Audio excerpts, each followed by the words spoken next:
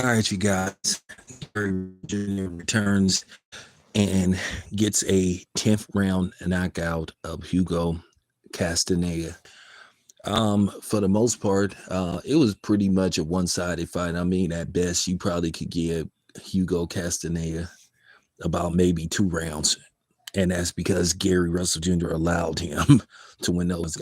Gary Russell Jr. could have probably ended this fight probably within 3 rounds if he wanted to, but he hadn't fought in 3 years and he didn't want to fall into that trap of you know getting back and getting a quick stoppage, because like I said, boxing, you are conditioned to go rounds. If the knockout happens to come, then that's fine, but you're conditioned and you train to basically go rounds. And I think what Gary Russell did was, he wanted to get his feet wet.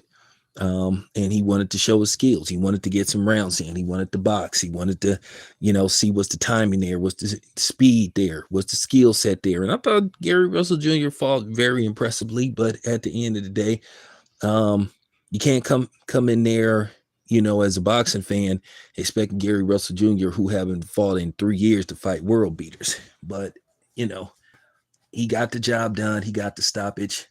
I thought he fought very well.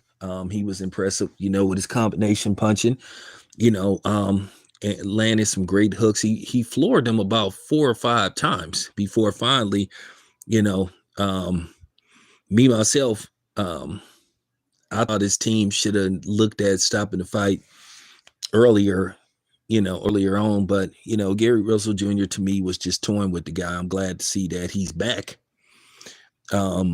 I mess with Gary Russell Jr. Now, his brothers, that's a different story.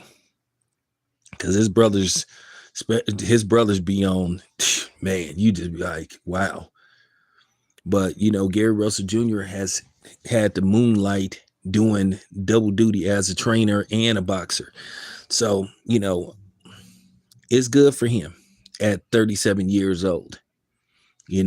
He only has 2 losses. We all know what happened with the Lomachenko fight. And then he basically lost to Mark Wasseu, and he only had 1 arm. Mark Wasseu never wanted to entertain the thought of giving Gary Russell Jr. a rematch. Now, Gary Russell Jr. has moved up. There's some work out there for him. He says that his shoulder will never quite be the same, but to me, I still saw that blistering hand speed. He still has the blistering hand speed. Now, that's something he still has. Now, Gary Russell Jr. was never a huge puncher. He was never a one-punch knockout guy, but he could overwhelm you with his speed, and he could break you down. He wasn't the biggest puncher, but he was he was a good puncher. So, with that being said, I thought he did his thing. What do you expect from a guy who haven't fought in 3 years? I know people gonna find something wrong. Oh, you should have knocked that dude out in 2. Like, shut up. Y'all need to learn how boxing works. But with that being said, let's see what happens next. Just wanted to give you guys a quick briefing. And of course, we will gather around, post Manny Pacquiao, Mario Barrios. And if Manny Pacquiao is successful, we'll see if something else happens, which may happen. And you know what that is. Anyway, this your boy Town. I'm out.